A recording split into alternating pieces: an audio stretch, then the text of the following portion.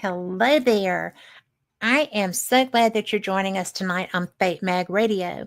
I've got a fantastic guest for you.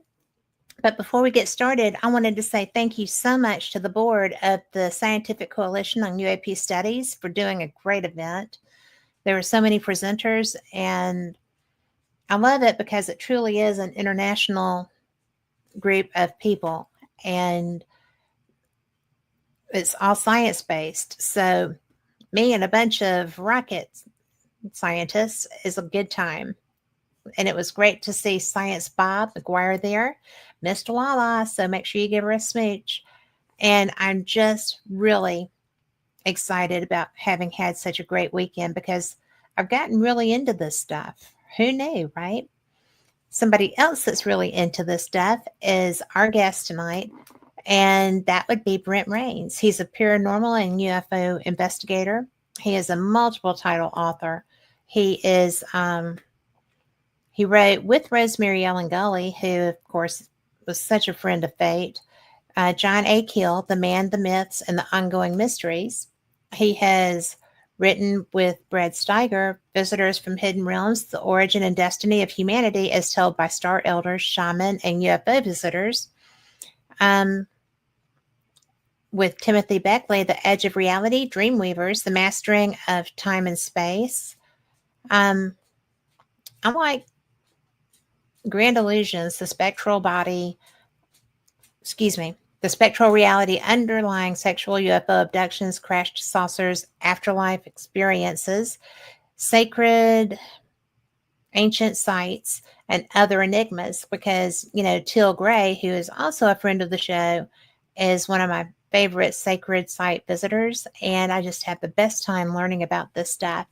And if you saw the interview that I tried to record when we were in Arkansas with Brent, I'm so sorry. But I'm glad that he's back because he's fun, he's interesting, and it was my first attempt at doing that, and it was really bad. So he came back to do it again with Carl producing. So, Brent, I'm so glad that you're here tonight. Thank you. No, thank you, Kat. It's a great. Well, I just enjoyed you so much. Got a little lag there, Carl. Is that me or him?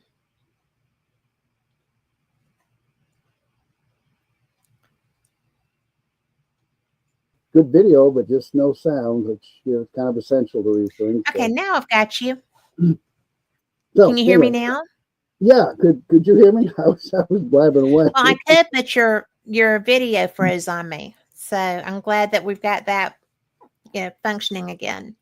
Okay, well, great. Well, I appreciate the introduction. I think you mentioned Grand Illusions by my friend, colleague, Dr. Gregory Little, who has been working on my magazine, Alternate Perceptions, with me since 1985. And we're now up to issue 327, the June issue. Wow. Isn't that cool?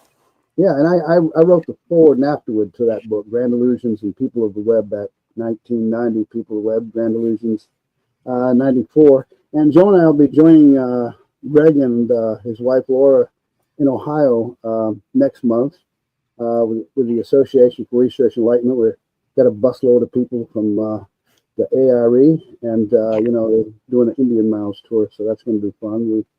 Joe and I will get to lead some meditation type activity at a couple of the sites.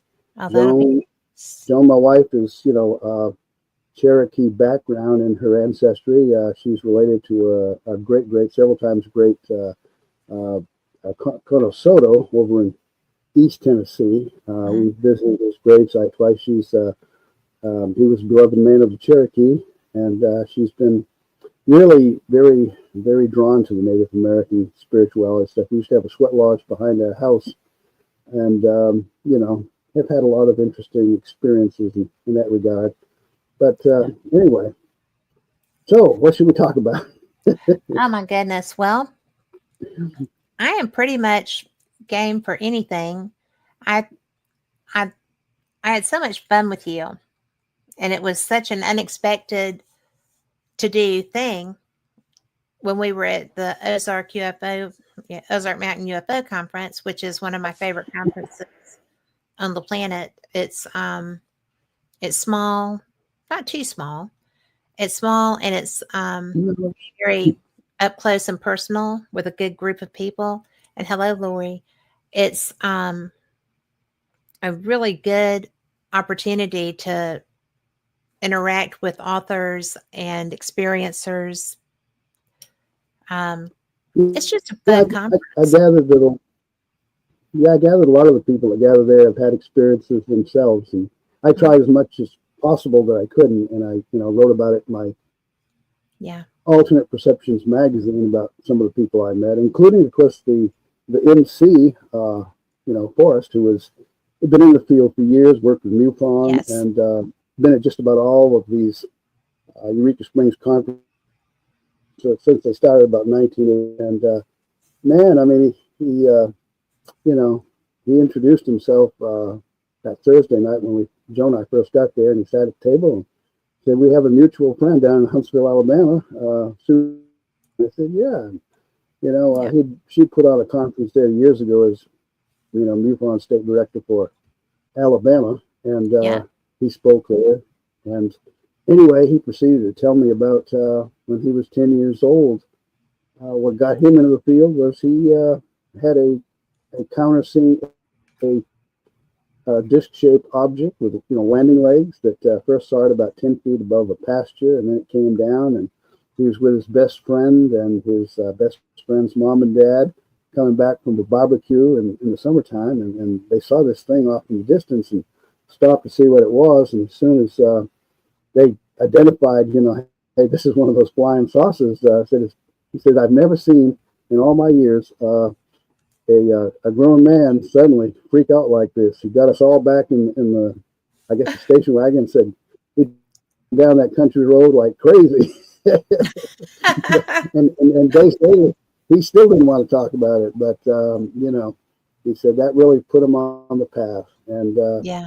I got to do an interview with him later about it. There wasn't enough time at the conference. There was so much going on, but Yes. I've got an interview with him in the I guess it's the June issue, yeah. And yeah, I recommend people check it out because he's got some. Over the years, he's had some spectacular experiences in the UFO field that are definitely high strange, as Hynek would have called it. So, I think I um, like that as much as I like everything else. Just the fact that there is that, the fact that high strangeness is so varied and comes at you in so many different ways.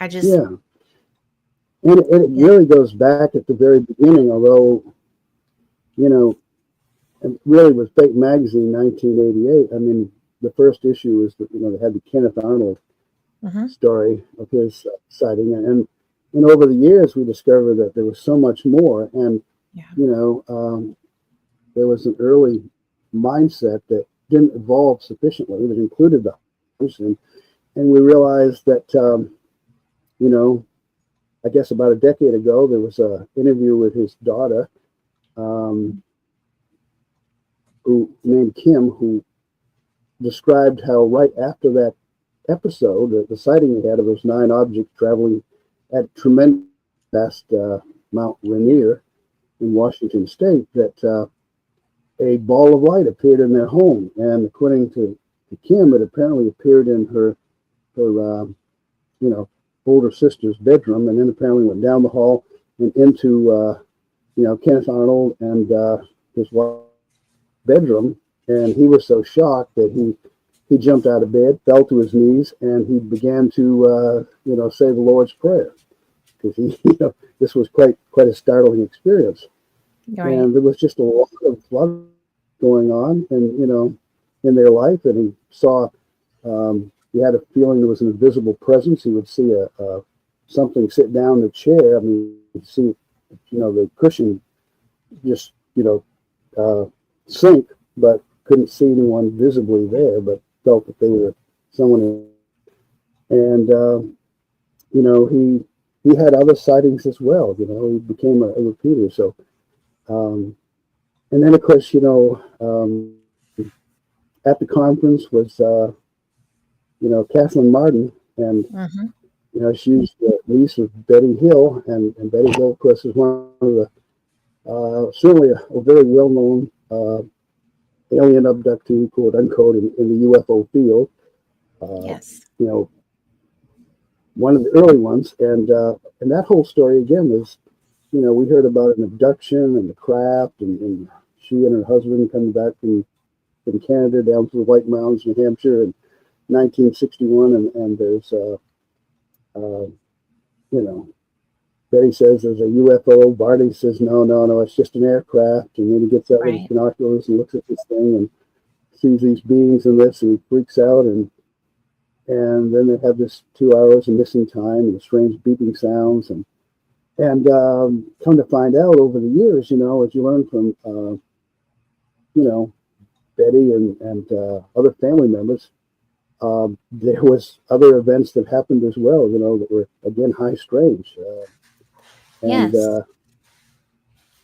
and Kathleen herself has had experiences, and I think after seeing her and talking and hearing what she had to say at the conference, it's even escalated over the years, and some people have criticized her for saying describing some of these experiences she had now because they were so high strength they felt like it was hurting the image that Stan Friedman, the nuclear scientist who But it was didn't bother Stan. wrote.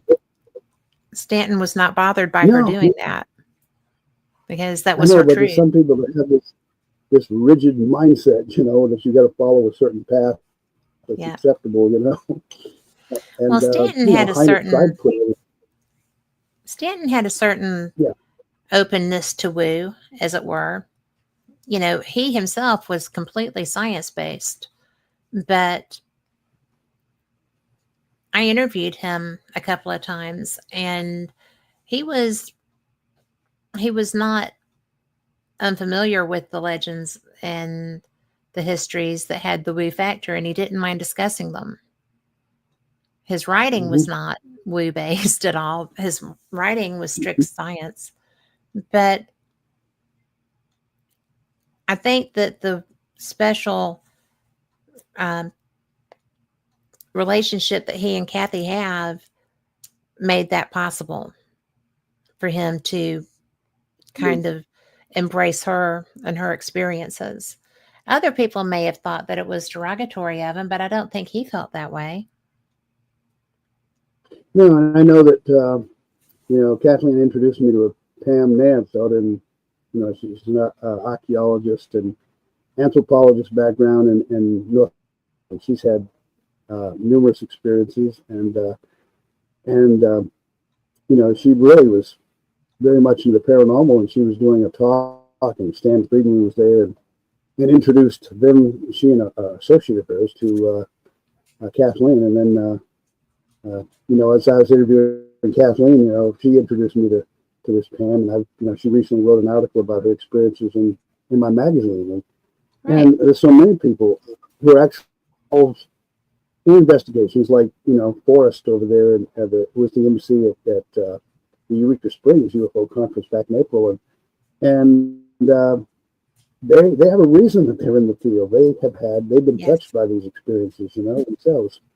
And there's a lot of people, but sometimes they don't want to come out in the open because, there's some people clash over it. I mean, for a long for a long time, the UFO organizations, the civilian NICAP, the National Investigations Committee on Mm-hmm. Aerial Phenomena, which was founded in Washington D.C. back in 1956 by retired Marine Major Donnelly Kehoe, and he wanted strictly nuts and bolts. He was kind of embarrassed by George Adamski, the contactee movement. Yeah. And he only wanted, good sightings by credible people, especially if they were Air Force pilots or, airline pilots, people with good credible backgrounds. And if they had repeated sightings, that was considered too woo-woo.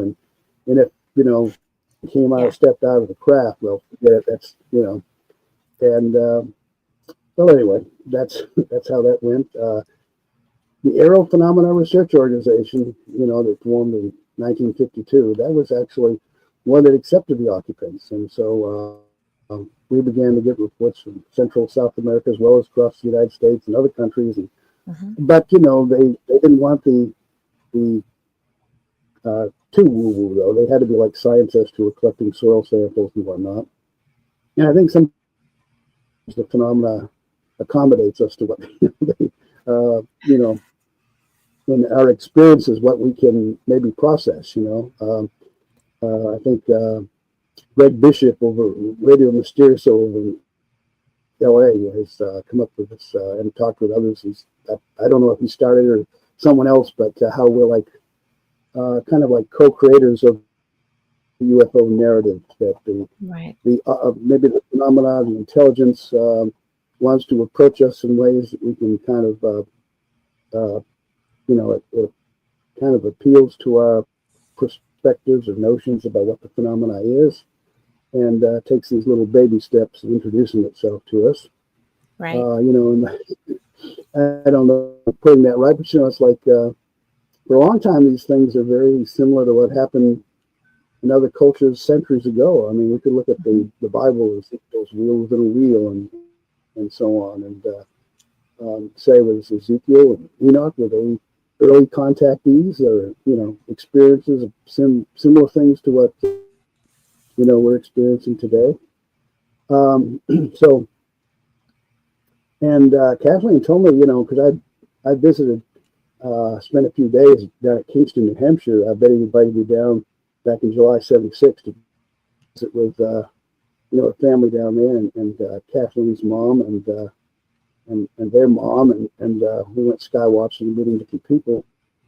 And I heard about the house that Kathleen, their mother was living in, and about this ghost girl.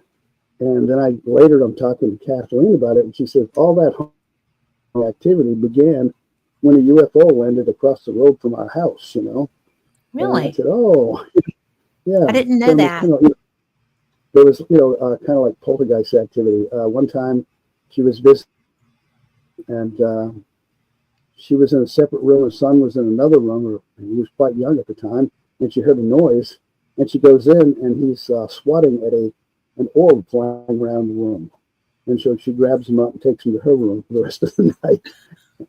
And, the doors would open and shut. And one of her former husbands was there one time, and a bunch of, as I recall, it was a bunch of coat hangers that flew out of the closet at him.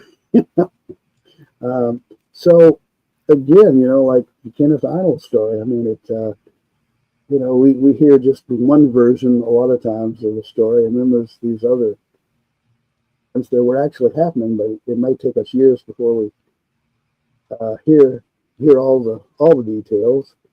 I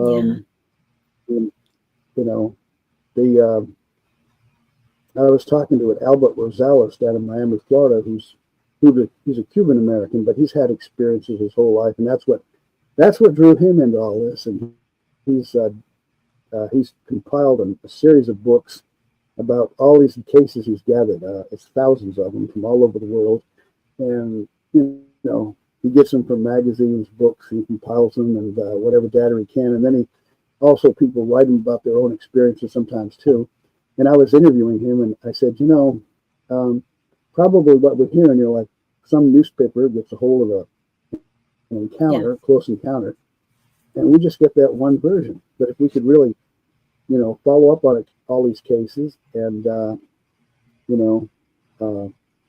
interview them further and ask them, about other instances, anything anomalous that they've experienced, we'd probably find that there was a lot of things that would surprise us, in their background. But usually investigator interviews them, and of course, it happens like often in the, if they happen to bring up, poltergeist activity, or there's something woo-woo, or runs across the backyard the following day, they say, well, that's not our department. We're here just about the UFO. So, Right. Well, but they're not unconnected.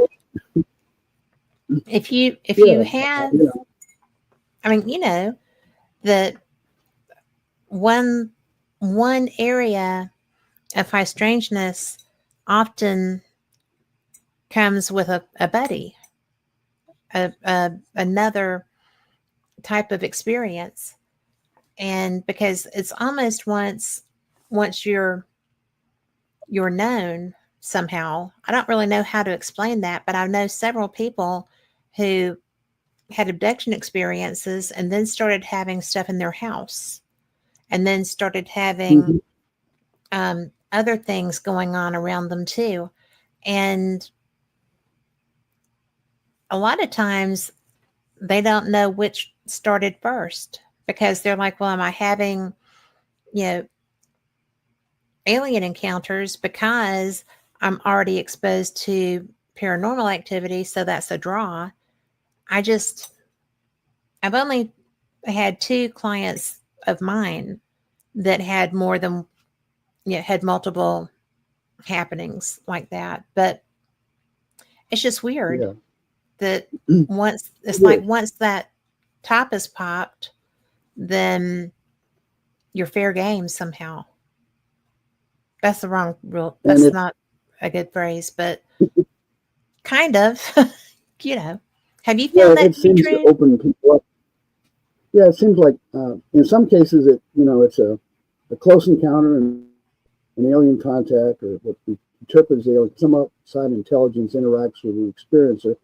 And it seems after that experience that they seem to open up and have either increased psychic awareness because maybe they were Hmm. already psychic and it seems to increase after experience, or else suddenly they realize, oh, I'm having these paranormal type events or even cryptic Yeah.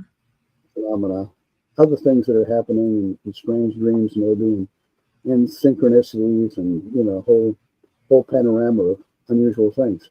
Um, I thought maybe I might provide some examples. I Um, love that.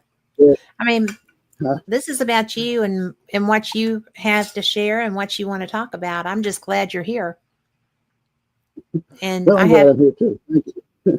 I get questions for you from what you tell me also because, it was so fun to get to meet y'all both. And I enjoyed our conversation so much. I wish that I had done a better job with my side of it. And I'm just so appreciative of you giving me the time to come back because you're Yeah, a good conversation. You're a you well, are thank a you. fun I try. I conversation. don't know. Sometimes, I'm 73 now, and I know there's been a couple interviews where I would go off the rail and I'd start telling something, and then I'd go back and say, "Now, what was your original question?" Well, Anyway, sometimes when I'm having a conversation and we go off the rails, I won't even remember what the previous question was. So don't be well, afraid about doing that because we'll just pick up and move uh, on. No worries.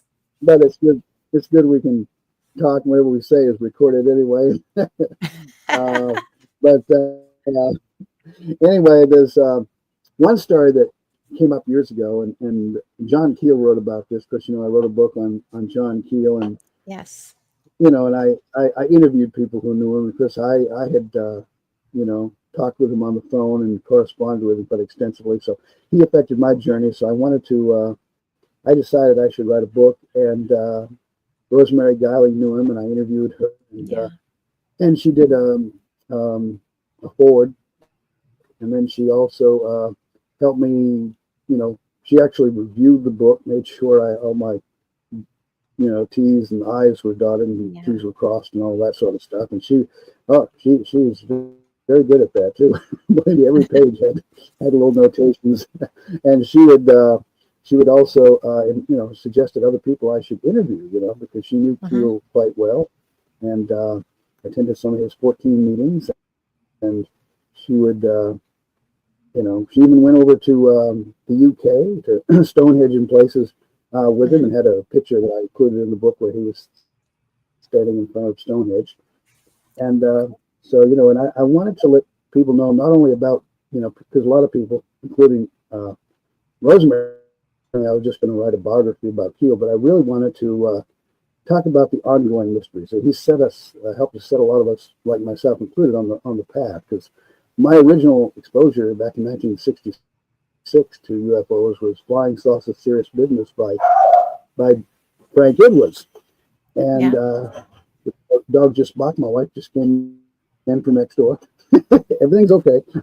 And Mine will go anyway, off when David comes home. So yeah, that's how that works. yeah. So anyway, I got, I was on that strictly nuts and bolts. It's either that or it's, ET, or it's like the Air Force says, there's nothing to it. Just move on. But then I read John Keel and, of course, Jock Billy as well. And I realized, man, these guys are exploring a whole different terrain here. So I wanted to find out more about it. So that put me, and I started corresponding with Keel in 1969, a year before, he started putting out books on UFOs like Operation Trojan Horse and Strange Creatures from Time and Space. And so anyway, one of the cases he was really interested in, there was a massive wave of UFO sightings back in 1967 in Ithaca, New York. And I know that there was one article, a two-part article in Science and Mechanics by Lloyd Mallon, July and August of 1968. And, one of the cases that really stuck out was this Rita Mallon, a housewife with a couple of kids. And on December 12th, 1967, at 7 p.m., I got it written right down here to make sure, we stay on track. She's on Route 34 outside Ithaca. She's got her 5-year-old son in the back seat. And it says they suddenly, this domed, disc-shaped craft, making a humming sound, just over the power lines, and it shoots a beam of light down at the car. She loses control of the car. She ends up in an alfalfa field, and there's a chorus of voices.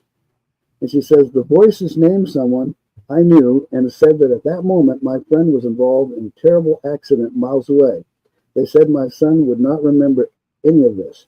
Then the car began to move again, although still not under my control. We came up out of that field and over the ditch as if it were nothing, and then back onto the road. Well, the next day, this friend indeed had been in a serious car accident. Minor injuries, I'm sorry. But it was a serious accident. And so what this reminded me of was a case, this woman back in let's see, 1989, she was, her name was Martha. She lived up in Kentucky, a large farm her and her husband had and kids, and she was 49 at the time. She told me when she was about 5 or 6 years of age, she was playing on the field, and this tall, maybe 6 foot tall, of course she's always been short, she said, but had a one-piece white and shiny jumpsuit on with a silver belt, and he removed from the belt this thing like a pencil, but it was longer than a pencil. It was silver colored, and wanted her to hold it in her hands while he had a small box that he was manipulating, and she had been sick recently, and so he wanted to check to make sure she was going to be okay. And so she held it like she was, and said she's going to be okay, and he'd see her again sometime. And then, years later, November 1975, when she sent me some drawings, her and her family in Kentucky had this close encounter with a large saucer-shaped craft, had a front glass dome on it, and she could see people inside like. And then after a while, it rose up into the air, went off to the east, and she said just a tiny speck in no time. And then 1 or 2 weeks later, she said, she thought she saw someone in the house, an outline of a man in the house at the basement door. She searched the house afterwards. There was no sign of anyone. And then just shortly afterwards, first of all, her dad was in the hospital at the time, about 50 miles from her. and she would go about 2 or 3 times a day to the hospital to check on him. But she began to think that, well, thinking she saw someone in the house was just something that, was from being tired, and she just seeing things, Right. But then a few days later, and it was at 3 o'clock in the morning, she woke up from some kind of a noise, and she had floodlights on each side of the house, and she could clearly see a man in the room. And she said, and I quote again, he walked toward me and sat on my bed. He told me to take my mother and sister that my dad was dead. 20 minutes later, the hospital called. Dad had died. Everyone I know has changed over the years, but I'm sure this was the same man I had seen since I was a little girl. He hadn't changed. He looked just the same as the first time I saw him. And she would tell her, when she was a little girl, also tell her mom and dad about things that were going to happen, and they did. And finally, they told her to stop telling us the stuff. She said, yes, we don't want to know. Yeah, but here's 2 cases of, 2 different people who, had a parapsychological event, but at the same time, it was associated with what we call alien craft, or a being, an alien type being. And then, I thought I'd add this too, because I thought this was interesting. I had a lot of correspondence, met a New England investigator named Joe Nyman, who used to also, work with people like Bud Hopkins and others. And he was very active in MUFON, and at one time earlier on in NICAP. And anyway, he told me one time, because he was coming across a lot of experiences with memories of what he called alien familiarity.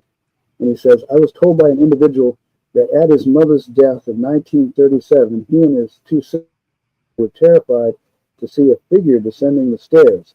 The figure had a face that the man saw again years later on the dust jacket of communion. But, that's. I think a lot of people. I think a lot of people, when Whitley published that book, I think that a lot of people had that reaction. In fact, I remember reading about that, and they would. that was not an unusual.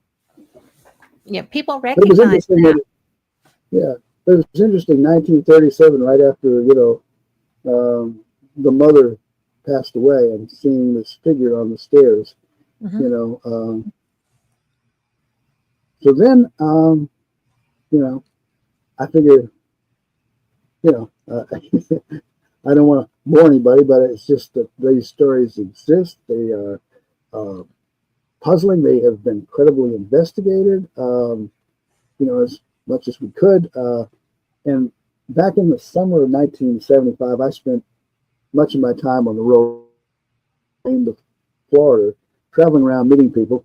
And I'm originally from Maine, and in Ohio, which helped me a lot, Charles and Jerry Wilhelm in Fairfield, outside of Cincinnati, had started a UFO organization called the UFO, let's see, UFO Investigators League.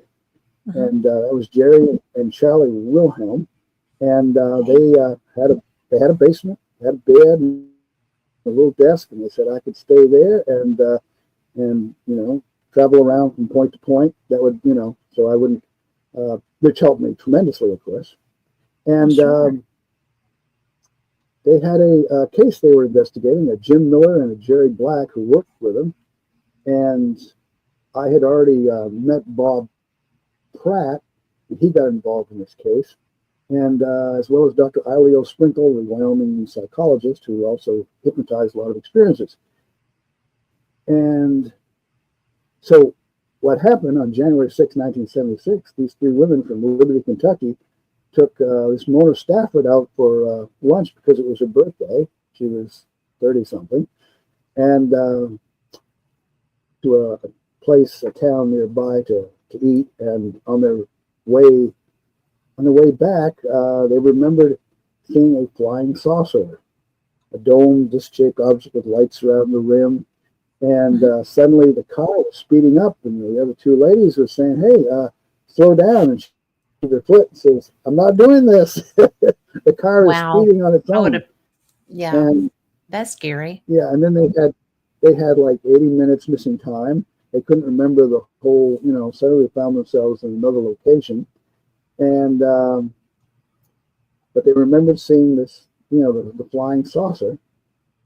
And soon afterwards, they had all these weird paranormal events. And so one They go time when I hand was in hand. when I was going down 75, 65, coming down toward Tennessee, which Mhm. I ended up, you know, staying in Tennessee. That's where I met my wife Joan here in Waynesboro, and I stopped in at Liberty, and I met the newspaper reporter who had done the original story on him in the local paper, and he said they seemed very credible, church-going ladies. And I met Stafford's mother. She worked in a hardware store nearby. I spent a good amount of time talking to her and taking notes. And I met one of the ladies. Came to the door of a business. We couldn't talk long, but then I talked with another one over the phone, and then later Mona herself wrote me a letter. And I stayed in touch with two investigators, Jerry Black and Jim Miller, and got updates as things went along. But it was such a strange thing. If I can tell again the let's see. It's kind of lengthy, but I think it's significant. This is from Mona Stafford's experience after the encounter. And it said the story behind the face started January 9th. Mona Stafford, okay, this is the investigator writing, would close her eyes to go to sleep, and with her eyes closed, the one eye appeared. It looked like an ordinary eye, but it would scare her, so she would open her eyes quickly. July 7th was the first time that she saw two eyes. They also appeared as she closed her eyes when she was about to go to sleep. Then on the night of July 19th, Mona had been watching television, and the last program went off the air. Mona sat staring at the snowy pattern, back when we had TVs like that, when Yeah. she felt as if someone was looking at her. She turned and saw a man's face with bright red hair and red beard about 5 feet away looking at her. She turned away, afraid to look again. She felt as if the man wanted her to look again. This time, as she turned and saw it, she jumped up and the being vanished. End of quote. And, there were a lot of people, even investigators. Betty Hill actually communicated that suddenly she found a book of matches in her home in Portsmouth, New Hampshire, and it was from a motel in Liberty, Kentucky. Really? Where did that come from? Yeah, and Bob Pratt, when he visited and they did the hypnosis with Dr. Leo Sprinkle of the three women, Mm-hmm. to further try to figure out what happened during the missing time, and they did have memories of being in craft. Apparently, maybe separated.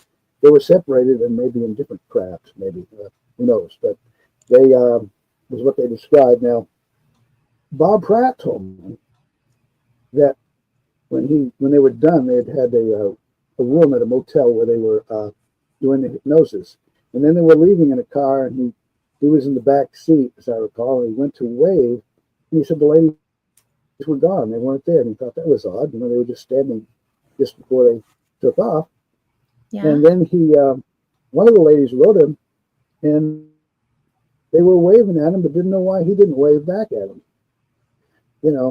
He said that. That is so bizarre. But the thing with the eyes is something that John Keel wrote about. Mm-hmm. It's in a lot of different cases with experiencers, and he mentioned, I think, like with schizophrenic hallucinations, they sometimes see eyes and such. Yeah. People on drugs, but for some reason they happen in like Barney Hill was describing the eyes, in relation to his memories of that first experience in Well, '61. you know, have you heard his regression tape? No.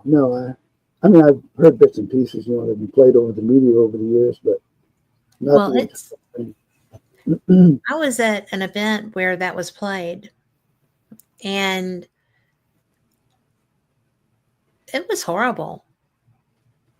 I mean, he had such trauma and such fear, and it was the first time that I had heard an abductee actually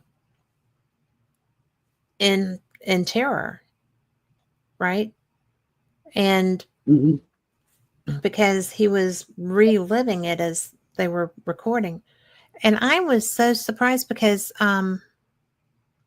we had this vision, or I have had this vision of fairly benign research experiment kind of thing, right?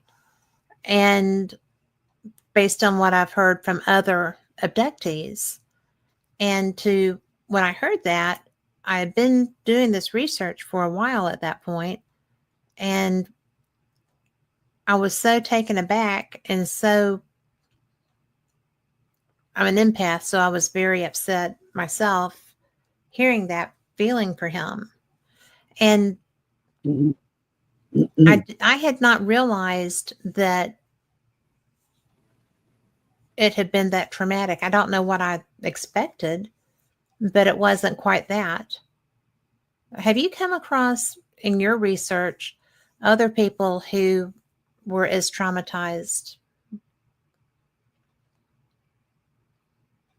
Yeah, yes, some of them it has been, and you know, with Betty and Barney Hill, it was good that they had someone, like the hypnotist they had, who was very very experienced in that area, and and of course with Barney, he didn't want to believe it. Betty was open to it, but Mm-hmm. John Keel actually, when he worked at the Library of Congress back around '68, '69, for some reason those tapes were there, and he listened to the entire recordings Mm-hmm. of their sessions. But excuse me, yeah, it's presumably a lot of people say that after they've been through hypnotic regression, they can adjust to the experience better. I'm not sure, uh, you know, but it's interesting too that a lot of the people. I know that Dr. Berthold Schwartz, psychiatrist from Montclair, New Jersey, who actually got in the field because of John Keel, um, he he noted that many of the people, like Betty and Barney Hill, and other experiences that he interviewed, and he'd done some hypnosis himself, Yeah. um, could go into a deep trance the very first time that they've been hypnotized, and he said that's not normal. That's usually maybe only 10 or 20% of a cross section of people, but for some reason, um, whether it was maybe induced by the trauma reaction and it takes them down to a deeper level with hypnosis or something, Mm-hmm. or whatever the explanation, it's something that's I think a few other people had noticed it too. I think Philly and Dr. Jalen Hynek mentioned it in a 1975 book, On the Edge of Reality, where they sat down and they interviewed different people. They actually, I think, interviewed Betty and Barney Hill and some hypnotist, and they got onto that subject, about the high percentage of people who, first time that they, have a hypnosis session, they seem to go into a much deeper state than Mm-hmm. the average cross section of people report. But um, and and mentioned, Bob Pratt's involvement in the Kentucky case there, Liberty, Kentucky. He was actually for a number of years. Um, he took over the UFO desk at the National Enquirer, Mm-hmm. and the National Enquirer, they had a lot of sensational stuff they like, but they were actually very interested in the UFO subject, and they spent a lot of money sending people like Bob Yes. to places all over the world. And before I get into that, was there anything else you wanted to bring up? I may be jumping in there with, you know, because I know I addressed the hypnosis thing, but maybe there's something else you wanted to add. Just go on from where I'm at now. Well, we have a question in chat. Okay. And Anthony would like to know, do you think the loss of time plays a part in this? Are you talking about the trauma, Anthony?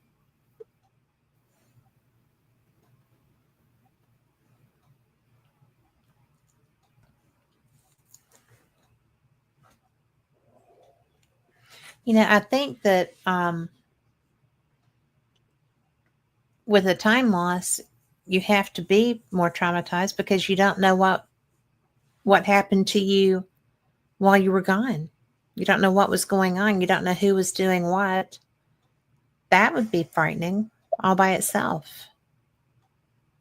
Yeah, because then there's some experiences that feel their experiences were positive and even spiritual. So we have a kind of a contrast. But I think even with those, I think there's been elements of missing time that crop up, and so whether it's like people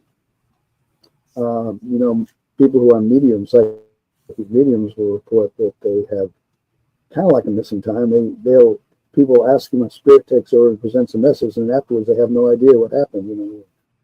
What was said, they have to have the people who were there to fill them in, as to what they were telling them. But yeah, it's like an altered state of some kind, whether it's self-induced or not. But, well, it doesn't. I know people that can scare themselves silly, right, and enjoy it because they like that rush. Base jumping would spring to mind, right? But but he was referring to the loss of time playing into the trauma, and I think because it would just add to that out of control. Somebody's doing something to me without my permission, and I can't stop it. Yeah, it's not something you experience every day. If you're fortunate, for sure. But I just find that to be alarming, that aspect of it. I'm kind of a control freak sometimes, not always. Depends on the scenario. Well, it's good to feel you're in control, no matter, who you are. But anyway, I was going to discuss this Bob Pratt, who, he got to travel the world. Originally a hard-bitten skeptic. He worked for about 7 years with a newspaper as editor of a newspaper, as I recall, in Virginia. And during that time, if a UFO report came across the teletype, he would, crumble it up and throw it into a wastepaper basket, because he always figured if there was enough time to spend on investigating it, you could solve it. There'd be a natural explanation. He was skeptical. Yeah. And then when he went to work for the National Enquirer, they wanted him to investigate the UFOs. So, I don't think he was too happy, but assignment is an assignment. His favorite thing, yeah. So I met him the following year after he had been assigned this job, and because he was up in my neck of the woods, up in Maine, looking into stories, and we had a little wave of sightings going on, and he said, "Well, I've changed my mind." He went out, investigated the case with multiple witnesses, and he couldn't explain it. He talked to quite a few people. There was a sighting up around Michigan or something, and so he really became quite involved and got to travel on the dime of the National Enquirer, and they were good at financing these things. And but the one place that he really found intriguing was Brazil. Was where? He had made Missouri? 4 trips. Brazil in South America. Oh, I'm sorry, I misunderstood. Yeah, Brazil. A far And cry he from had made Missouri. 4 trips to it. Yes, much farther. Yes, yes, very, very much so. And so, it was an untapped location with tons of material. And so I contacted him again right after his last, and actually a month after his last and 14th trip to Brazil, where he'd spend maybe 2, 3, 4 weeks, and he would have someone who was an interpreter because Portuguese is really what most of the populace speaks. No one hardly ever speaks any clear English. So Right. he did. He went around and interviewing people. Was very impressed, and said most of the sightings are like what we have. But he said, it was unique in Brazil. There were cases the military got involved, and there were really these unique kind of frightening cases where people were assaulted. And to illustrate that, this is what he told me in that interview um, back in May of 2003, right after he returned from his 14th visit to Brazil. He said some people were paralyzed during encounters, unable to move or resist. Some were burned by UFOs as they tried to run away. Others hid wherever they could as UFOs tried to find them. Still others found themselves in the grip of a powerful, invisible force as UFOs tried to pull them up into the craft. And sometimes people were taken away. UFO occupants have used hooks to Whoa. snatch victims from the ground in Brazil. They have dropped scalding liquids on others, apparently trying to make them let go of a tree or a bush that they were clinging to. And in one case of a UFO, dropped a slimy substance on a farmer as he tried to hide.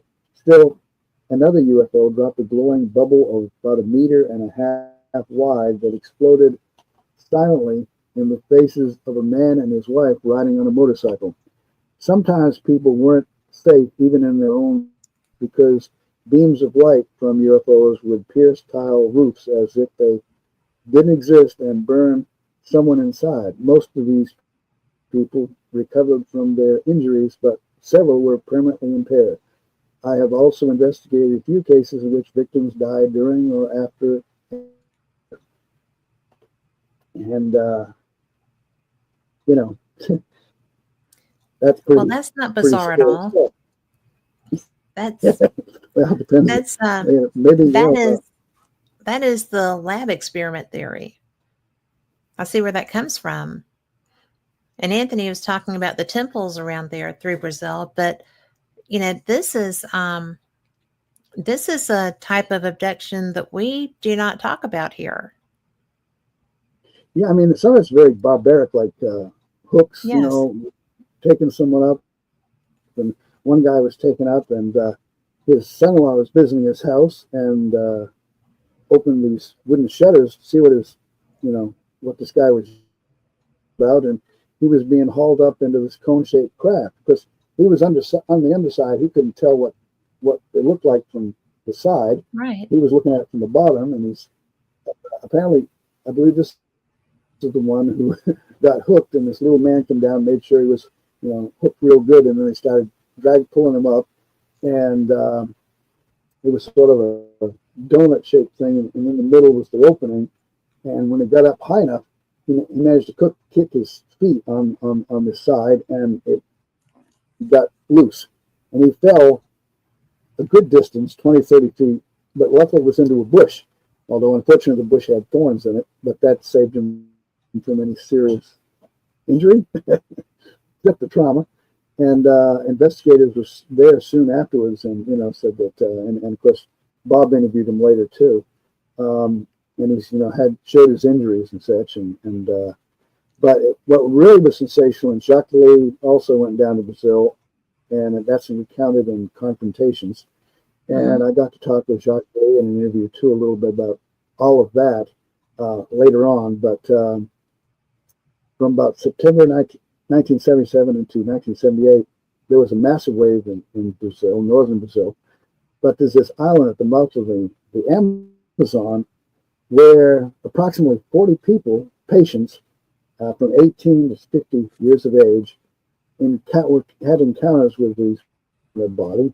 A white light beam would come at them. It was about 3 inches in diameter, and it would strike the neck and torso area, and it felt almost as hot as a cigarette burn. And they also had like a sunburn, but in the center of the burns, like 2 puncture marks.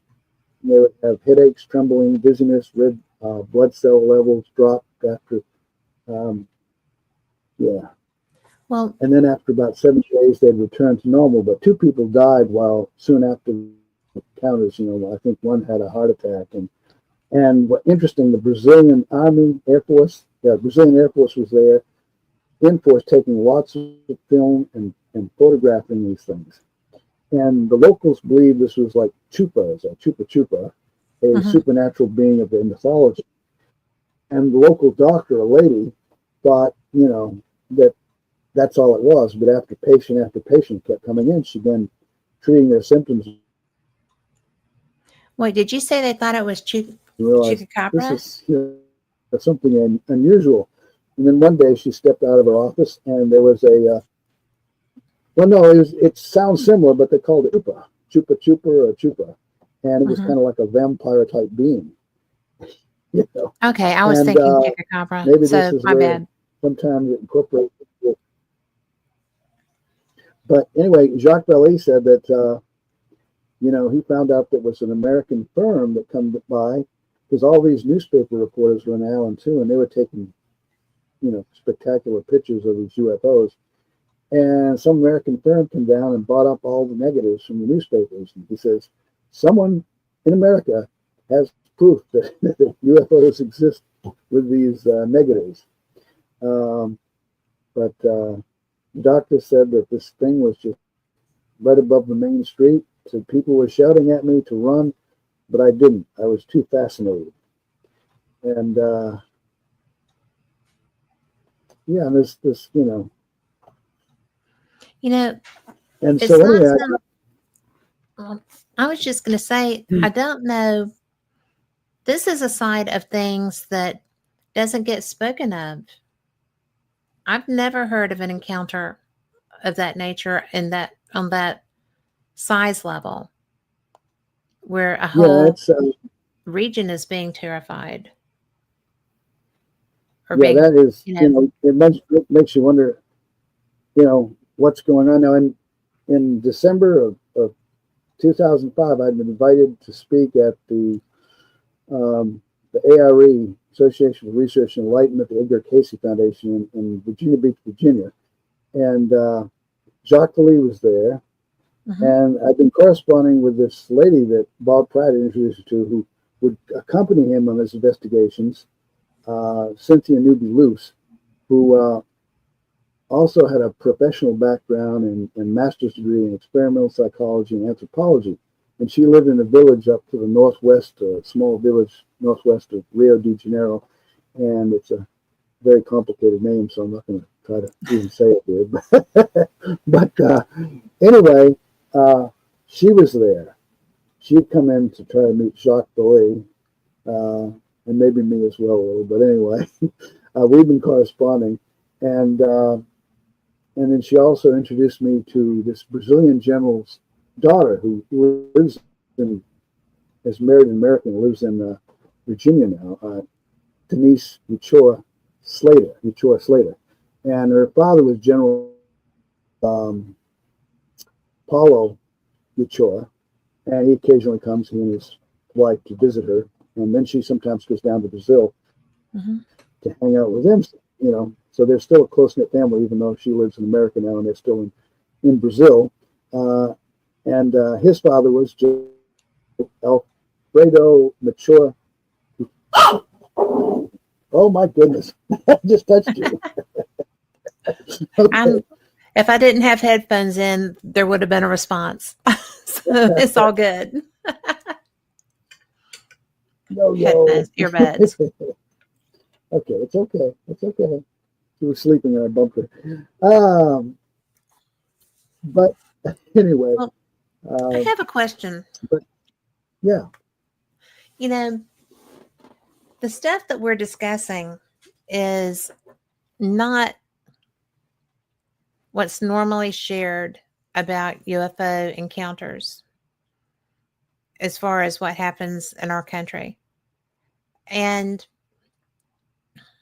why do you think, I mean, is that happening here too? Yet it's being kind of kept on the lowdown in order to help the UAP disclosure movement not get a lot of resistance? Or why do you think that we don't have these types of reports here? Because I have gone through databases and seen different things, and I haven't seen anything quite like this in America, in the United States.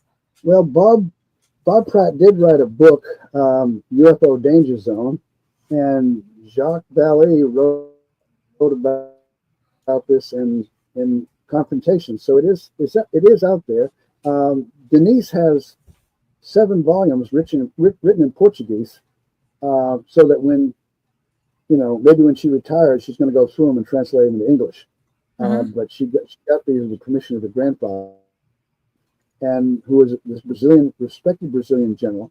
And lo and behold, she would go to the movie theater and hear about it. They'd have a little segment, like at movie theaters, you have little segments about historical events or advertising or whatever before the, and she would see her grandfather um, on these, at the movie theater, in little Right. presentations.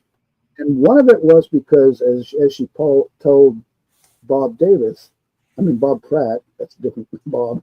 Bob Yes. Pratt was that she said, you're always hearing about, you've always been writing and telling us about these cases where people were injured and such in these UFO cases. It fascinated Bob. It says, I know a case where a person was healed.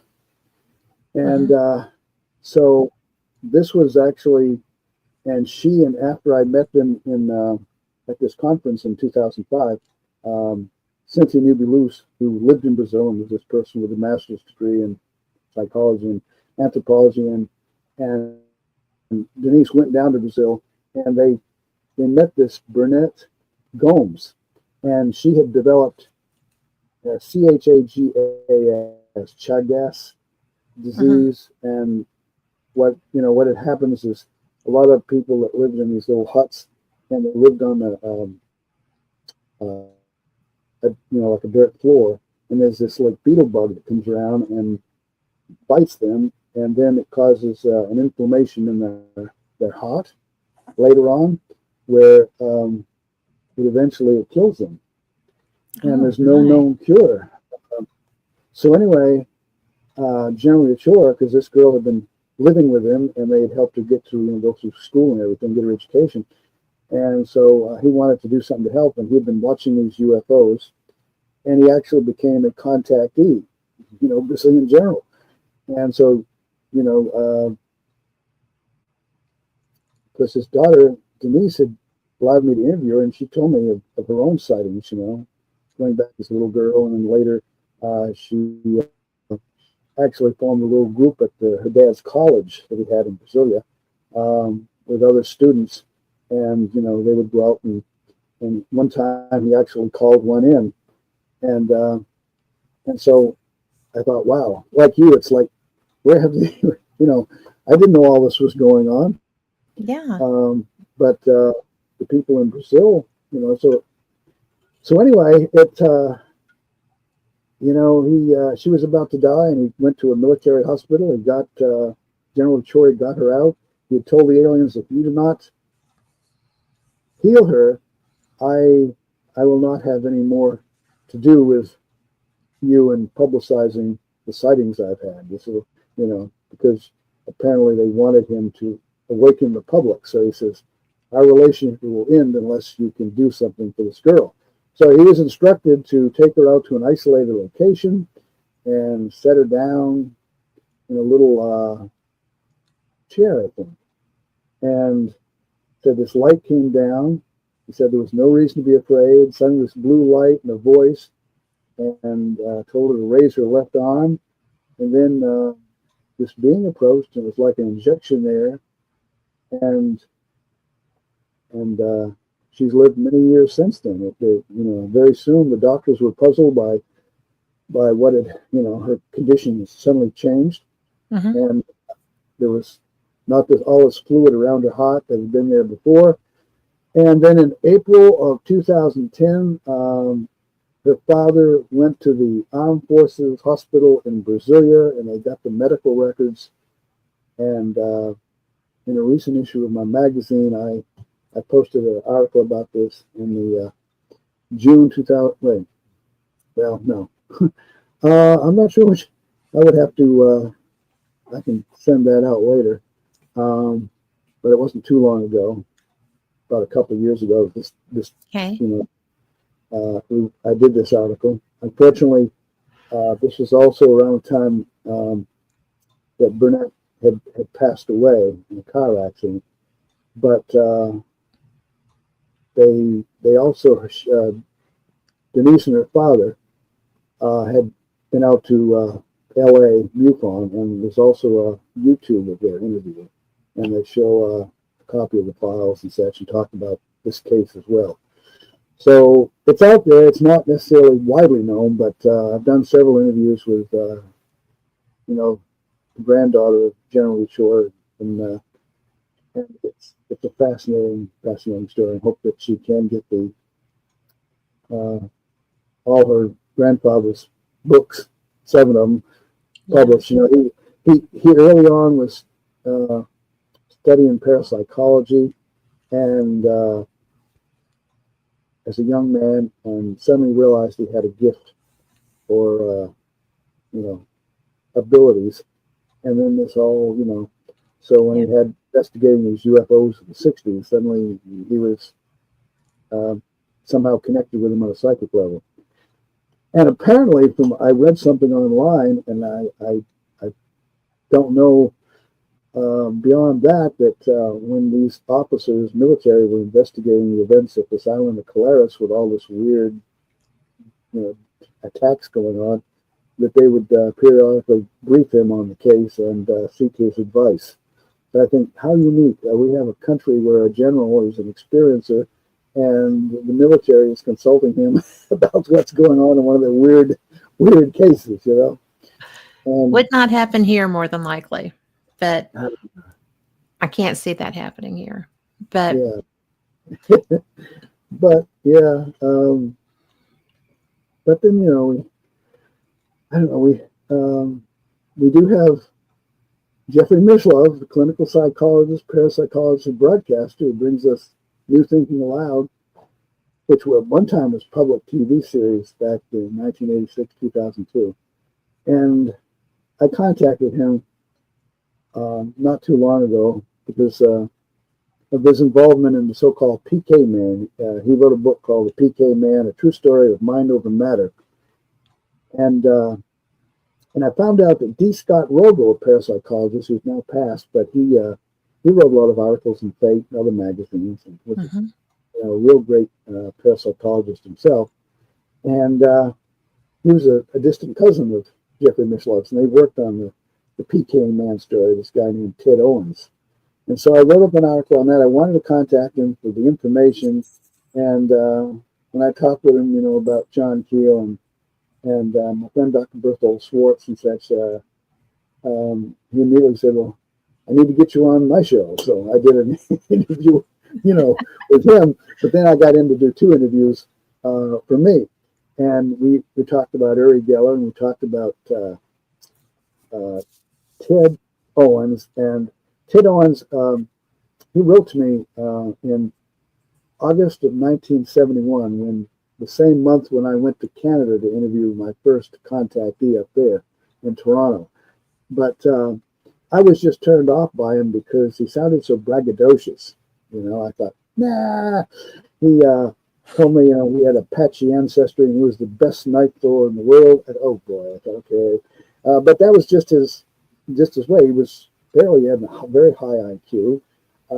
And fortunately, Jeff Mishlove stuck with him, whereas I wrote him off early on. He was talking about, Right. I've got these scientists who are working with me, and I, don't have time for you and all this. I thought, okay, well, that's okay. But, All good, man. All good. You do well. Yeah. but he had all these, he tracked down all these documented instances of people who said he actually called down UFOs. He would predict something was going to happen, and it did. And even people saying that he would, during an electrical storm, lightning bolt's going to hit that church steeple. And sure enough, it did. And it was the only place lightning hit was the church steeple. Don't know if it was anything personal about the church, but anyway. And he says in December 1985, and of course I got these notes here from our interview. He said he was shaken to my bones. You got a call, and Ted Owens wanted him to notify NASA or something that something's, said this is the most important call you will ever receive. Now this is the kind of thing that the SIs, the space intelligence, really mean business. They will destroy the shuttle. It's up to you to prevent it. Like, who am I to tell NASA? He says, January 28, 1986, the Challenger exploded 73 seconds into flight. Crew of 7 lost. First fatal accident in American spacecraft flight. Verdict, hot gases from O-rings. But he was handed this case because he went to study CSRI. They were teaching some remote viewing. And Hal Puthoff and Russell Todd gave him the file they had at the time, said he actually did predict something. But what happened was one of them, Hal or Russell, wrote to him and said, you have real abilities. You ended the drought that you predicted they was going to end. And he says, he wrote back and says, I caused it. He's like the ambassador of the space people, and his view. He compared himself to Moses. But beyond that, though, he claimed they were trying to, the space people were trying to, but yet, whether you say he caused it, they caused it, or, it was a precognition, there were just so many cases that Jeffrey documented are in his book, The PK Man. Mm-hmm. And now there's a documentary that's being made, by the way, on this story. It was quite incredible, and I contacted one of his sons who claimed that, he had experiences growing up, that they were out in California one time, and Northern California, and his dad called the Space Intelligence in. 28 UFOs showed up. Said the craft may have touched down. It was just hovering, and we could see through the windows. They had small heads and were pale. My late father was packing guns on him. He could have shot a Bigfoot easy. Oh yeah, there were Bigfoot there too. But they just stood there on the riverbank. My dad had a huge flashlight, and he could focus on the squatches. Their eyes would be bright red. And I even found out that Dr. Swartz had sent a report to Jeffrey Mishlove about a case up in Brewer, Maine, which I didn't know about. They invited him up there to spend some time, try to call the UFOs down. They did see, and apparently the same son I had touched base with who told me that story also apparently had an encounter with something like a Bigfoot there, and there were also some poltergeist activity. So, yeah, that's quite a story there. Wow.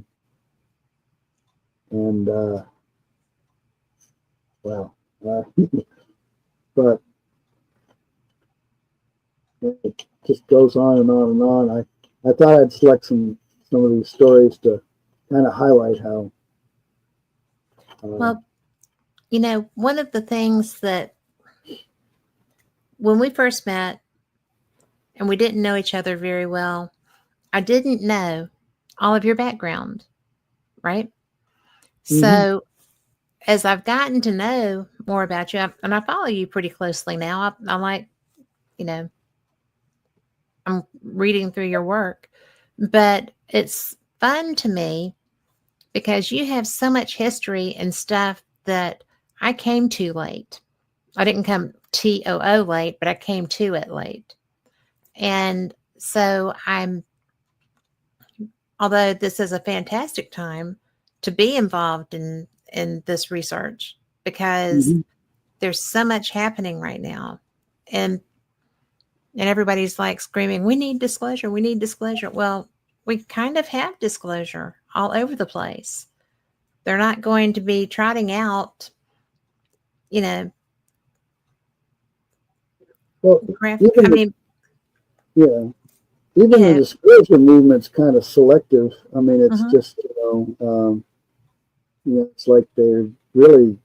I think the Pentagon, all they want to really basically pursue is the, well, I think they're maybe enemy drones. We don't want that, and they don't get into some of the real high strange elements. uh-uh. Well, they're not No, interested.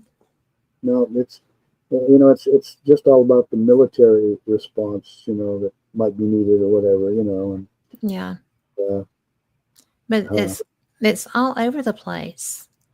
The yeah, information is all over the place. The government involvement and stuff is all over the place. And what do you think?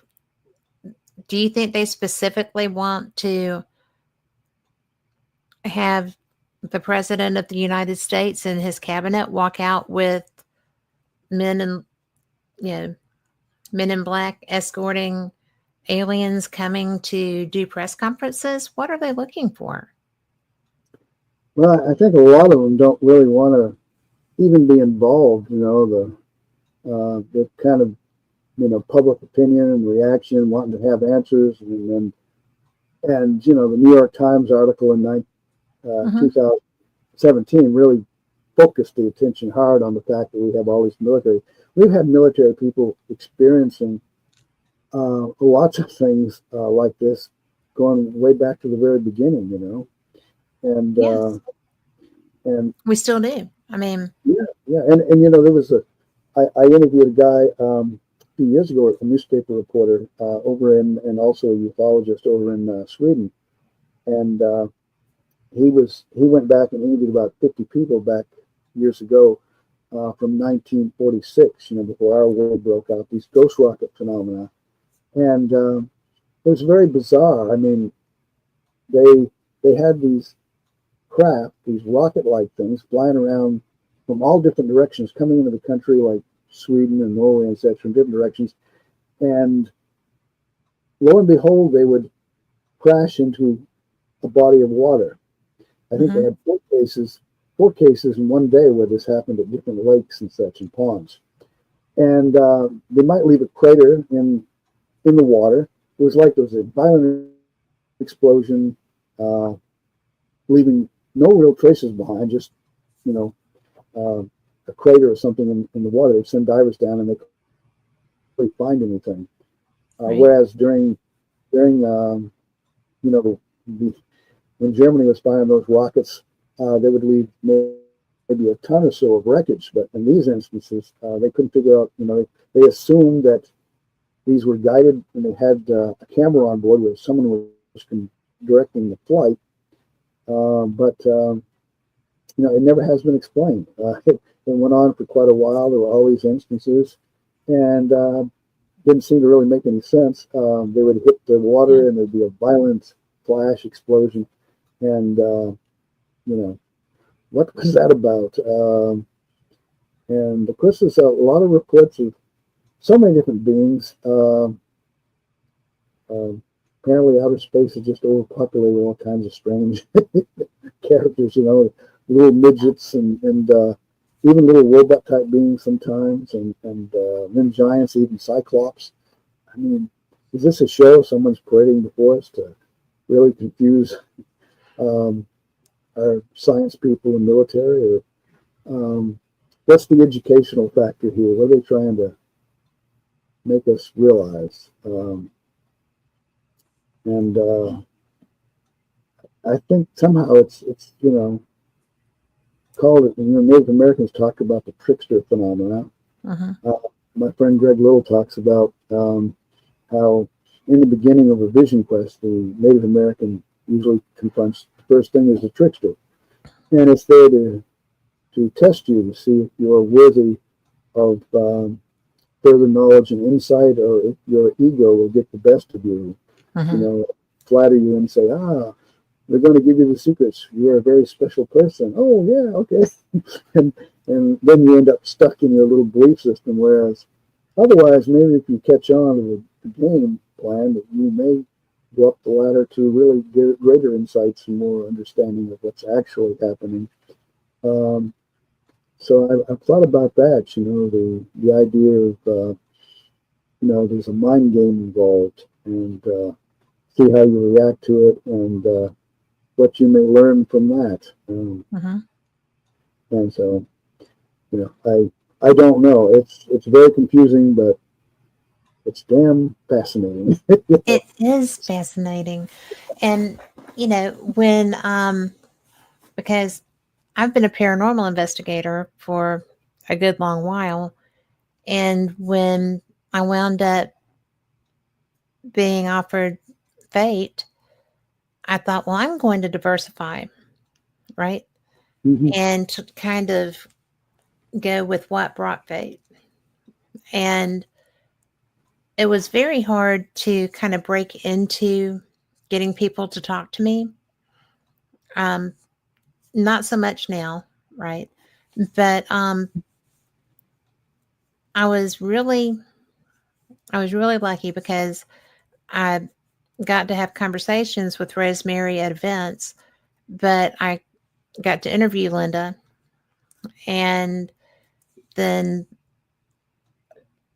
I was just so, I feel like I'm so lucky with that. And Mm-hmm. now I'm not talking to people so much because I don't know why, but I'm part now of the Scientific Coalition on UAP Studies.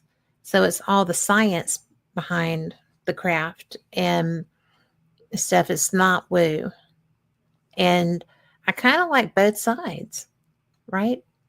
Mm-hmm. And Yeah, everybody's got a. You know, it doesn't matter um, really if someone's got a different perspective than me. It uh-uh, doesn't matter because no. we need people. We can't all think the same because we're not going to ever work through this. Well, because Okay. none of us are alike. We're all individuals. But Yeah, I and think this. some of the people that you interview and some of the experiences that you share, they blow me away. I think it's fun. I think it's fascinating. Some of it's kind of scary. And I haven't personally experienced that side of the UFO phenomenon. And I have experienced craft being very close to me, but I haven't experienced any of the scary stuff to my Right. knowledge.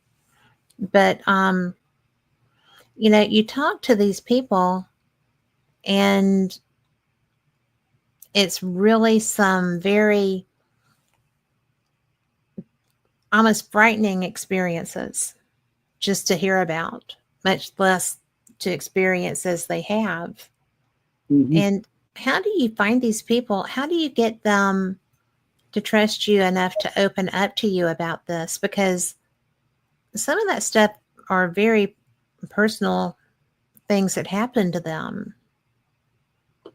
Yeah, it is, and I don't. Um, I guess I've been in the field for a little over 58 years, and so I've interacted with a lot of people, and some people I've been in touch with years, and I I know sometimes that mutual interest and trust that evolves. Uh-huh.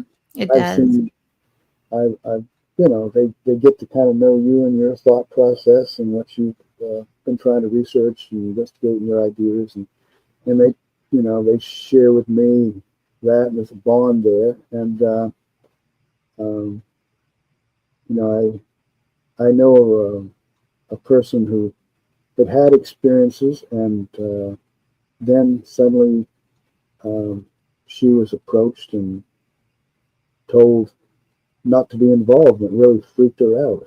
Um, and but yet, you know, I can't really go into it fully, but I mean, this was quite a departure from this person, and then she had a son who was having experiences as she had, but not as intense, but still pretty wild. And then even had an encounter with a Bigfoot up close and personal, Mm-hmm. and he didn't even know that his mom had a Bigfoot encounter at one point up close and personal.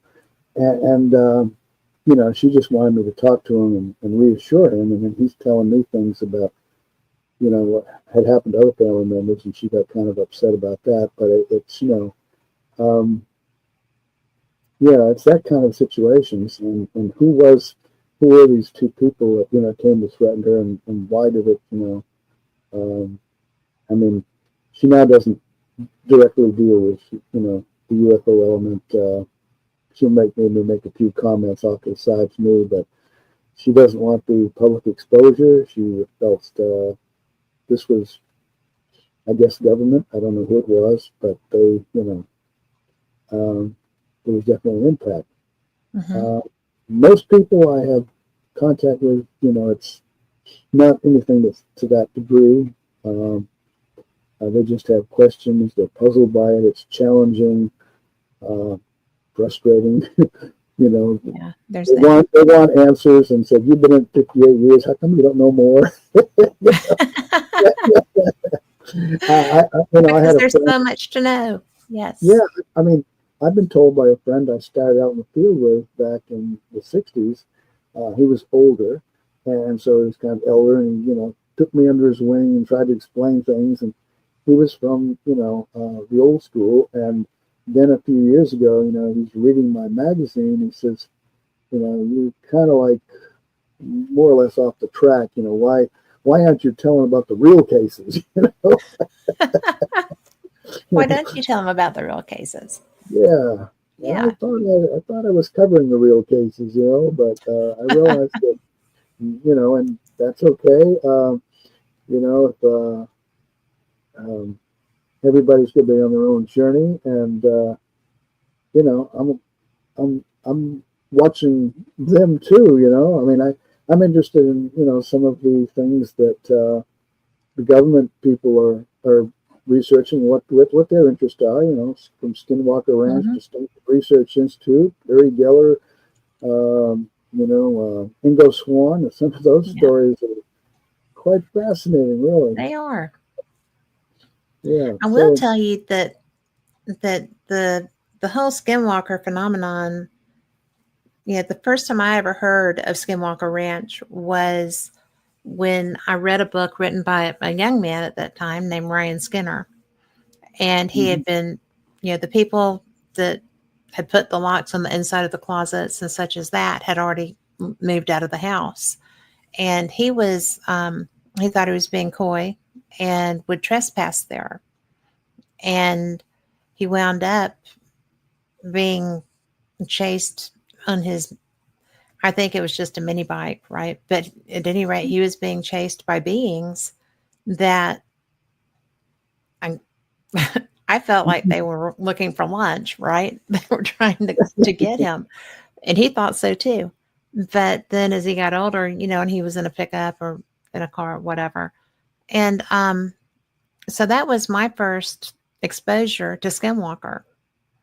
And Mhm. then I got interested in it. So I started, doing a little bit more work on that, finding out more about it. And then lo and behold, it's in my living room and my husband's addicted, right?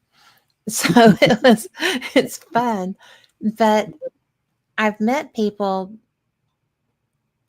and I know people who work on that show.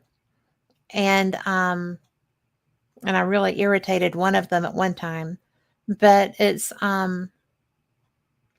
really interesting to see how this is coming almost full circle into mainstream conversations Oh because yeah. of, and it's like, okay, so everybody and their brother knows about Skinwalker, knows about the high strangeness, knows about the ufology relation to it.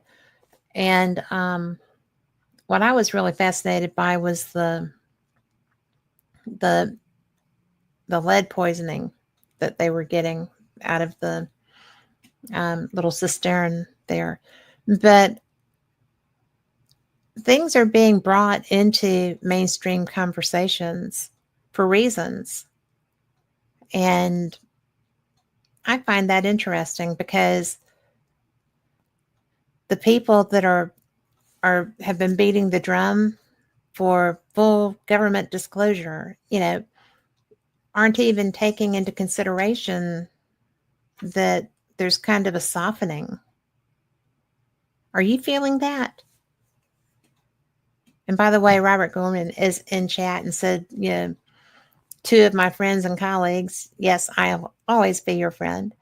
And he also says Skinwalker Ranch adapts depending on the visitors. I would agree with that. Yeah, yeah. It's that co-creational effect, and it seems to conform to sometimes people's expectations and belief systems, and maybe the trickster effect there. Yeah, and I've known Bob Gorman quite a number of years. Yeah. We actually met. I traveled around.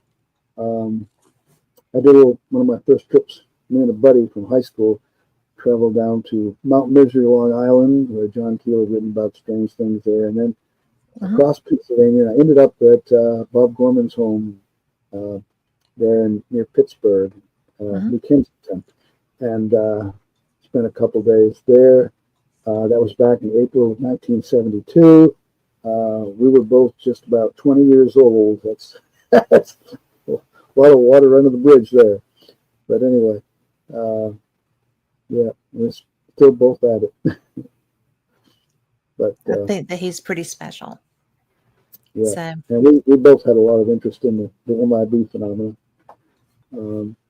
what was, okay, now you're going to have to go there.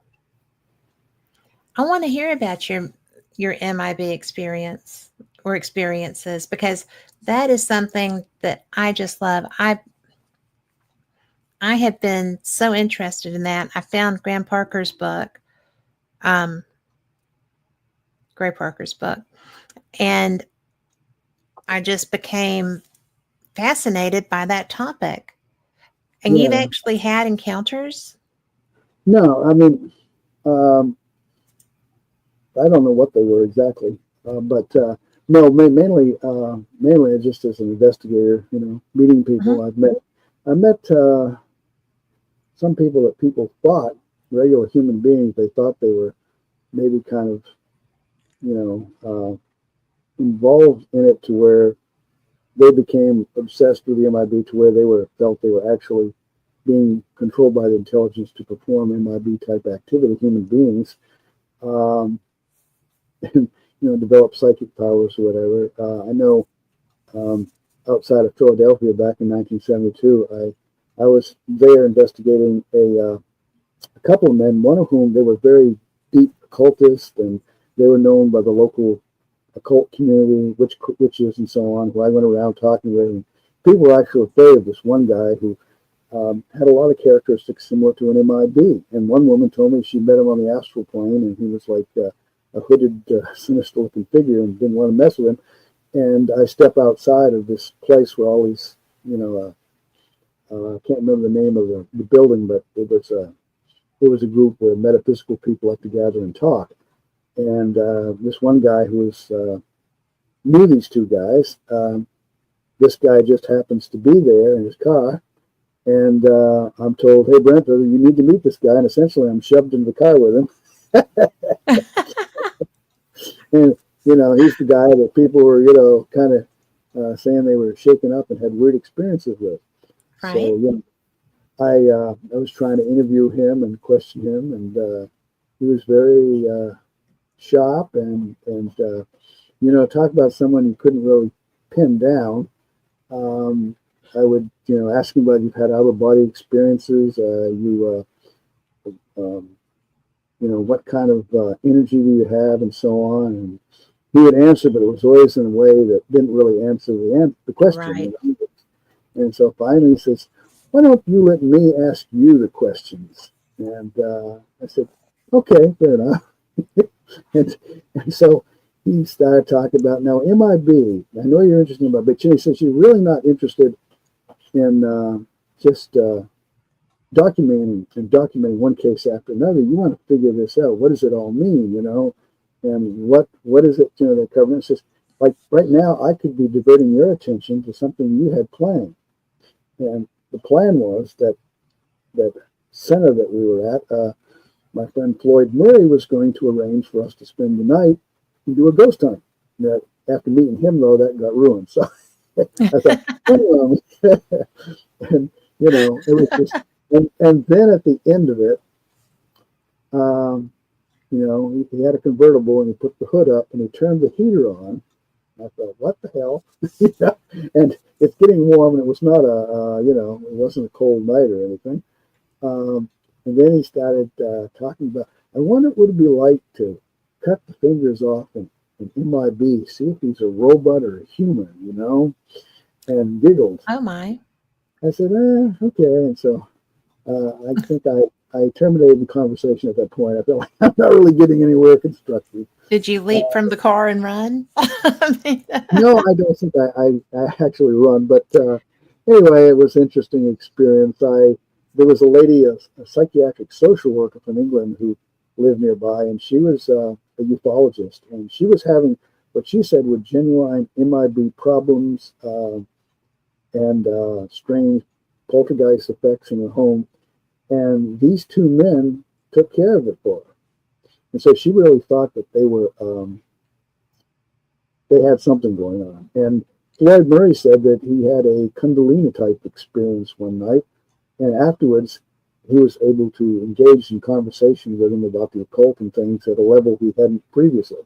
Mm-hmm. So, and I know there was a case not too far from there where this guy came in. There was a guy transcribing reportedly an MIB encounter.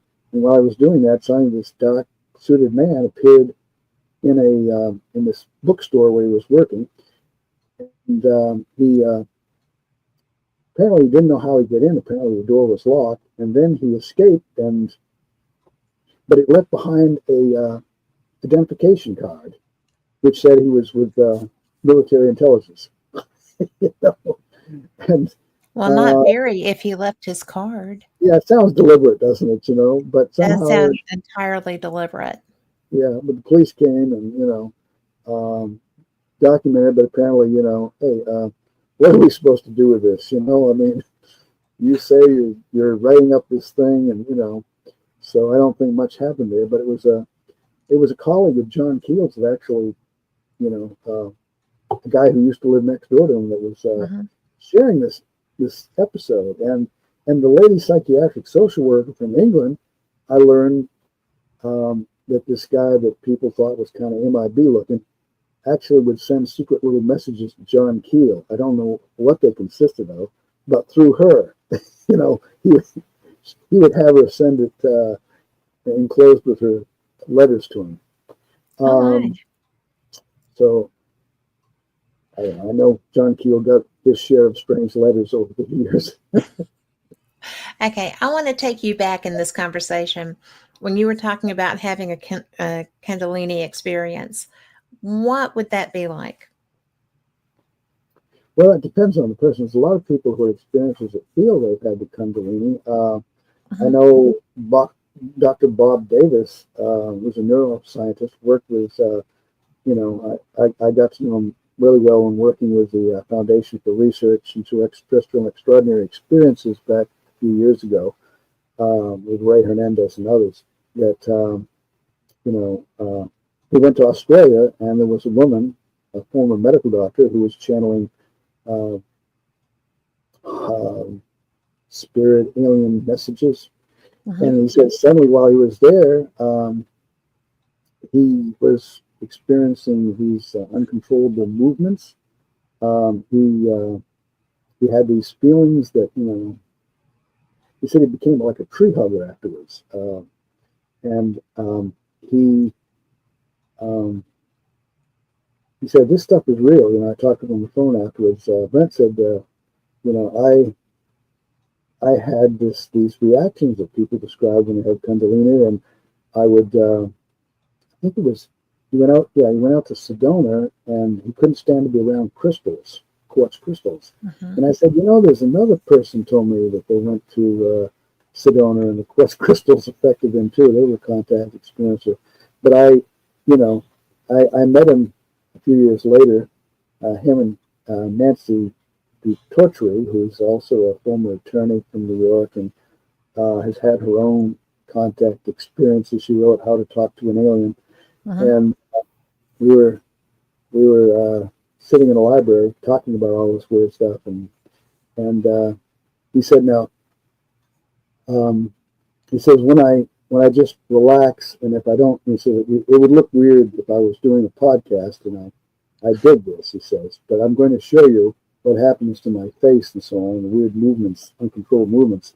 I keep it under control now, but he said there's this energy. There's a name for it. He says it's known, but I can't remember what the name of it was. But yeah, he had um, weird facial thing going on. He's a neuroscientist, PhD. But I also contacted and interviewed the doctor down in Australia who, you know, was channeling, and her experiences came about when she lost a young son to a car accident, and then she later revisited the site and she saw a ball of light, and then all these other experiences started happening. And now she goes to India periodically to learn about higher knowledge and understanding, and she says that when she's communicating, channeling, that sometimes people have weird experiences. Sometimes they'll see beings or whatever. So that was how Bob said it happened to him. He had previously seen two UFOs out at Sedona, Arizona, years ago, and so he's always been interested in the subject. But of course, as a neuroscientist, while he was employed, he didn't go around talking about it. But now that he's retired, he's full stream ahead. He's recently released a documentary, and along with a person down in Florida who's assisted him, who does that kind of work. They traveled all around the country, and Monroe Institute and Stanford to meet Gary Nolan and all kinds of different people. So he's on the path. Yeah. And one of the first people I'd ever met who described that was a young lady in 1975 up in near Akron, Ohio. Sat down with me and told me that she had a healing. This being appeared to her and um, took like some sort of round thing out of her head, and it was just a weird experience that. But later on, she had other experiences, seeing UFOs and such, as a young girl, Right. and she had the healing, and she also felt that she had a greater insight into. I don't know what happened to her. I had contact with her, I guess, for a few years there, but follow up Well, is much more important than I realized. Years later, I thought I should have done better. well, But I think when we go forward, we always look back and say, I should have done better in different things. The reason I asked about the Kundalini is because it is really hot right now. yeah, I see it being discussed in a lot of different venues, and it surprised me because it's ancient, and all of a sudden people are like, "Ooh, let's do Kundalini," and I'm like, "Do it, experience it," you know. Yeah. But it's really it caught my ear when you said that. So thank you for sharing that with us. But um, I even saw somebody brought to my attention a YouTube video with the late great psychologist, Swiss psychologist Carl Jung, who was, of course, into archetypes. And one of his last books before he died was on flying saucers, modern myths of things seen in the skies.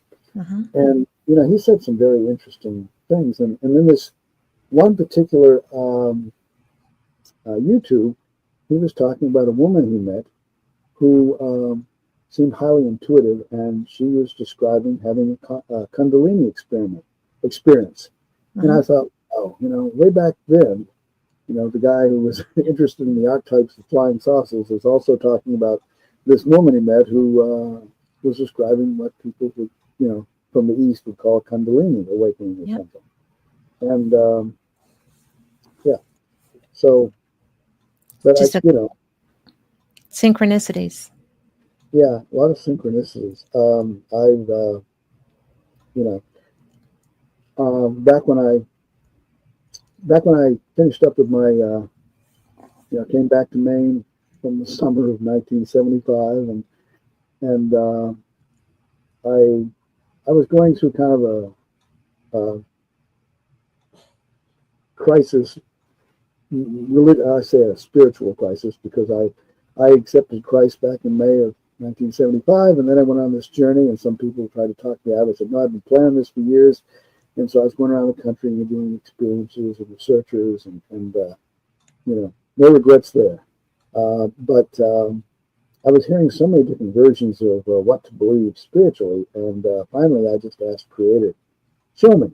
But one condition, I don't want, I know, like reading the book of Revelation, I can see some pretty scary things happen to people for, insights. So, yeah, I didn't want that. So, not even thinking about that, 2 nights later, I awakened. I go to bed, and it's just a little after 11 o'clock, and I'm crawling into bed. Usually when I crawl into bed, I'm under the covers, and I lay on my side or my stomach. And in this instance, I crawl in bed, and suddenly I say, oh, I'm walking toward the bedroom door. It's the door is open, the hall light's on. My dad's making his pit stop in the bathroom, and but then I realize someone's holding me back. I stop in the middle of the room, and someone's holding me back. But instead of turning around, I continue to look at the door. I know that that's what I'm supposed to do.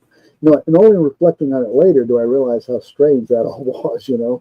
Right. And suddenly all these little tiny marble-sized balls of light, pulsating, pure white, translucent, they're just flying around, and they seem to be forming like a small four-legged animal at the base of the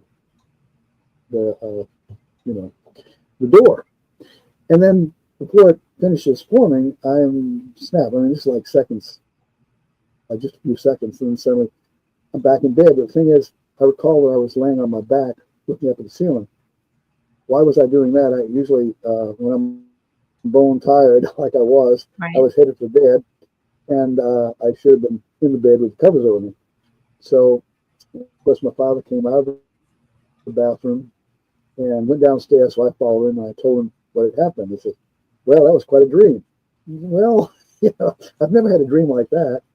Right. That just seemed so real. But anyway, a few years ago, this is where I started having a lot of synchronicities. I did this thing that Carl Jung recommended, and I tried to pull all this information together how to do it. I was wanting to see if I could find some answers. So I think it's called creative or active imagination. Yeah, that's it, active imagination. So I went through all my Jung books, and I wasn't, able to pull it all together, but I figured, well, I got enough, so I'm laying in bed, and I'm not supposed to guide the images. They're supposed to guide me. I'm not, I'm supposed to try not to prejudge, which is very hard.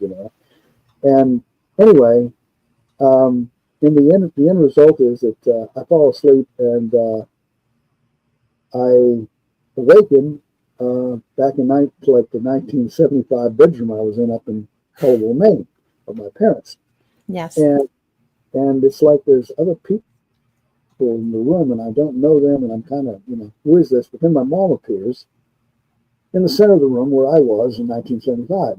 My mom's passed away, and I go up to her, we hug, and my mom was never really approving my interest in UFOs, but here we were, everything's okay. Yes. And and then that was it. But then a couple days later, I get this email from a lady in Nashville who I've met, who seems to be quite psychic, and also has this great story she shared with me, where she'd written down this account from her mother before she passed away back in the 1950s, lived in Texas, and had an experience where one night her husband's at work. She would always read a book while, at night before going to bed. But this night was disturbed by a flying saucer landing and a little man getting out and having that experience. And she went to a preacher and tried to, at a church, and tried to get some understanding, and he was no help at all. And eventually she began to develop at the psychic level, and so has this woman and her sister, and over the years. And so anyway, she wanted to, she said, I'd like to share this experience with you. Well, in her experience, which was the day before my experience, as it turned out,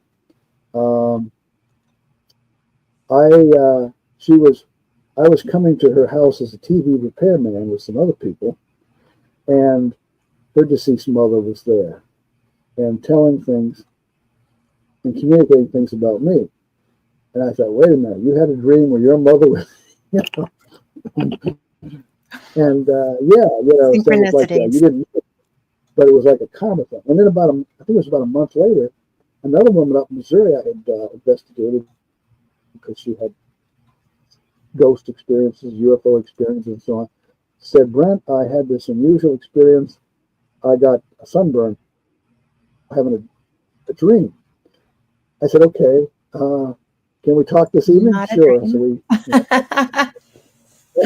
Yep. what happened was she was in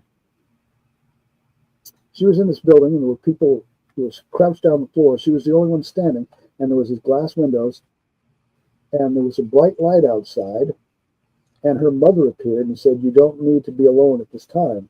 And they hugged, and then there was a bright burst of light, and then she said she woke up with a sunburn. And I thought, okay, another mother day. So, the synchronicities were starting to add up, and then there were just, and then there was this young lady out in Las Vegas, and I'd been in touch with her mother, and had heard about her children having all these UFO psychic experiences and all that. And her daughter just had recently a UFO encounter and heard strange noises in the house. And so I'm communicating with both of them. And then the mother tells me that her daughter's also recently developed a psychic awareness of knowing things. And I said, okay, let's do an experiment. And what maybe she pick up about me right now. And I didn't understand it all, but she'd come up with this woman's voice, an older person, and sounded like a woman, maybe with a smoker's voice, and gave these initials.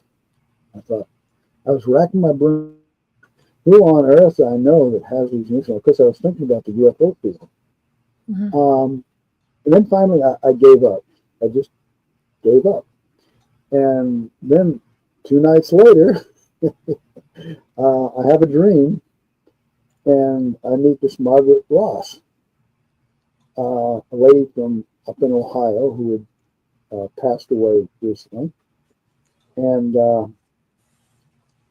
she she would come down here once a year and visit what we call the fitness spa, and Hmm. she would do Tai Chi. She was also a psychologist, and she loved to. It was just her. She didn't have any kids or whatever. So once a year, she would also go off to some place in Costa Rica or down in Brazil and have an adventure, and come back and show us the pictures and so on. We'd go out to a restaurant, and so anyway, suddenly I was going out to this place down this road, and then there she was outside this gym, which I had seen her before, like outside this gym where she would introduce people to Tai Chi. And I woke up like early in the morning, and I thought, wow, wait a minute. And I rushed off the computer, and she had the very same initials, you know, Yeah. as this person said. And she was certainly an older person. In fact, we had sweat lodge behind the house, and she came out of it the first time I met her. And she was up in her 80s. And someone asked her, what are you going to do with the rest of your life now? She said, well, just keep looking forward and keep going. I'm just a baby, learning new things and such. Yeah. And so anyway, I went back to sleep after that, and I thought, wow, the same initials. And I woke up about 20 minutes later, and it was like a message from her, and it was about aging, and it says, you may feel like an old pair of socks. You got holes, in the socks, but you can still wear them. You can still go on. Yeah. And I wrote it down, right, because I knew I'd forget it if I didn't write it down at the time. But it just seemed like for a while there was, after that active imagination thing that I tried, Yeah. that all these, it just, had all these synchronistic events that were happening. You know Um, what? We're out of time. yes, I know we're, yep, we just got yeah, short period of time, a couple minutes. We're going to have to do this more often. I really enjoy you, No, well, thank you. I appreciate it. Enjoy and talking I with you. appreciate you. But it's I feel like John Keel used to write his business cards, not an authority on anything. You know, I'm this, I'm that, but you know, Well, I I wish I had a could say hard it. time. Really. I think I had a hard this, time deciding how to present you because you are so diverse and you have so much knowledge and background. And I just appreciate so much that you came back on with me.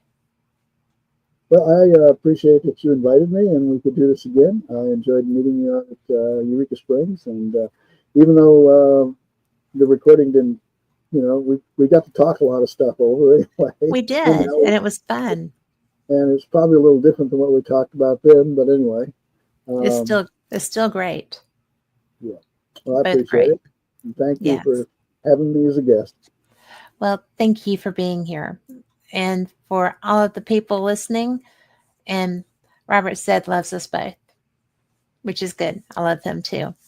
But All right. we will bring you this again, and I appreciate y'all being here.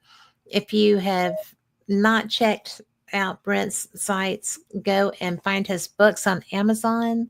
You will love them. And just your history. You're just brilliant, and I enjoy you. Thanks again for being here.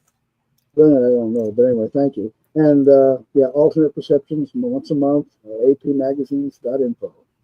Yeah, Yes. try to. Yes. It's a good networking tool for me. It keeps me busy looking into different Yes. aspects and things.